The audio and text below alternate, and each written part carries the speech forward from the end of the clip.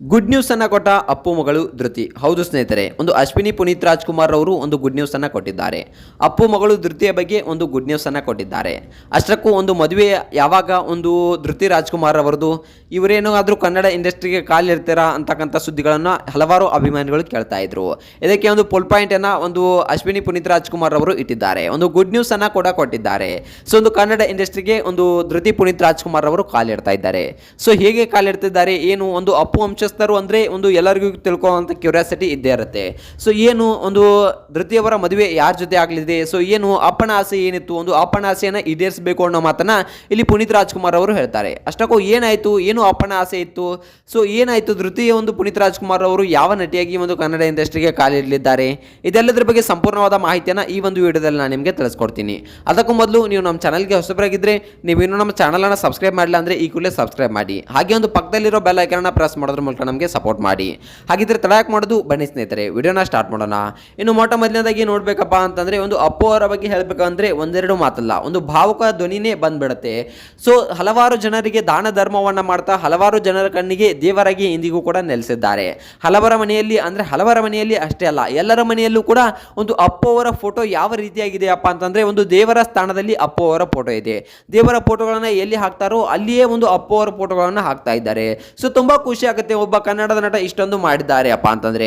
ಇಂದಿಗೂ ಕೂಡ ಎಷ್ಟೋ ಜನರಿಗೆ ಅಪ್ಪು ಅವರ ಬಗ್ಗೆ ಗೊತ್ತಿರಲಿಲ್ಲ. ಸೊ ಯಾಕೆಪ್ಪ ಅಂತಂದ್ರೆ ಒಂದು ಅಪ್ಪು ಅವರು ತಾವು ಮಾಡಿದ ಕೆಲಸವನ್ನ ಎಲ್ಲೂ ಯಾರ ಮುಂದೆನೇ ಹೇಳ್ಕೊಂಡಿಲ್ಲ, ಯಾವುದೇ ರೀತಿಯಲ್ಲಿ ಹೇಳ್ಕೊಂಡಿಲ್ಲ. ಅಂತಹ ಒಂದು ಧೀಮಂತ ಗುಣವಂತ ಅಪ್ಪು ನಮ್ಮವರು ಅಂತಕ್ಕಂಥದ್ದನ್ನ ನಾವು ಇಲ್ಲಿ ಹೇಳ್ಬೋದು. ಸೊ ಯಾಕಪ್ಪ ಅಂತಂದ್ರೆ ಇಂದಿನ ದಿನಮಾನಗಳಲ್ಲಿ ಒಂದು 10 ರೂಪಾಯಿ ದಾನ ಮಾಡಿದ್ರೆ ಒಂದು 20 ರೂಪಾಯಿದು ಒಂದು ಅಡ್ವರ್ಟೈಸ್ಮೆಂಟ್, ಒಂದು ಆಡ್ಸ್ ಅನ್ನ ಮಾಡ್ತಾರೆ. ಸೊ ಅಂತಹ ಕಾಲದಲ್ಲಿ ನಾವೆಲ್ಲ ಬದುಕ್ತಾ ಇದ್ದೀವಿ. ಅಂತಹದ್ರಲ್ಲಿ ತಾವು ಎಷ್ಟೇ ಒಂದು ದಾನ ಧರ್ಮವನ್ನ ಮಾಡಿದ್ರು ಅದನ್ನ ಯಾರಿಗೂ ಕೂಡ ಒಂದು ಅಪ್ಪು ಅವರು ಹೇಳ್ಕೊಳ್ಳಲಿಲ್ಲ. ಸೊ ಇಂತಹ ಅಪ್ಪು ಅವರ ಮಕ್ಕಳ ಬಗ್ಗೆ ಆಗಿರಲಿ, ಒಂದು ವಂಶಸ್ಥರ ಬಗ್ಗೆ ಆಗಿರಲಿ, ಒಂದು ಕುಟುಂಬದ ಬಗ್ಗೆ ಆಗಿರಲಿ, ಏನಾದರೂ ಒಂದು ಸುದ್ದಿ ಅಂದರೆ ಎಲ್ಲರೂ ಕೂಡ ಕಾಯ್ಕೊಂಡು ಕೂರ್ತಿರ್ತಾರೆ. ಯಾಕಂದರೆ ಒಂದು ಅಪ್ಪು ಅವರ ಮನೆತನ ಅಂದರೆ ಎಲ್ರಿಗೂ ಕೂಡ ತುಂಬ ಗೌರವ ಇದೆ ಅಂತಕ್ಕಂಥದ್ದನ್ನು ನಾವು ಇಲ್ಲಿ ಹೇಳ್ಬೋದು.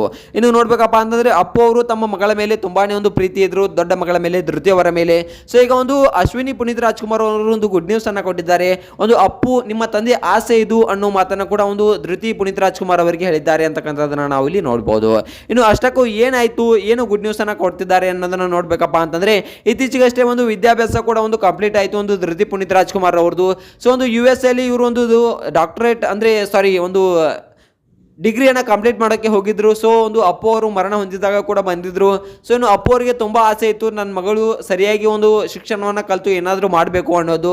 ಸೊ ಅಪ್ಪು ಅವರ ಆಸೆಯಂತೆ ಒಂದು US ಅಲ್ಲಿ ಒಂದು ಶಿಕ್ಷಣವನ್ನು ಕೂಡ ಮುಗಿಸ್ಕೊಂಡು ಬಂದಿದ್ದಾರೆ. ಇನ್ನು US ಅಲ್ಲಿ ನಾನು ಒಂದು ಆಫೀಸನ್ನು ಹಾಕ್ತೀನಿ ಅನ್ನೋ ಮಾತನ್ನು ಕೂಡ ಹೇಳಿದರು.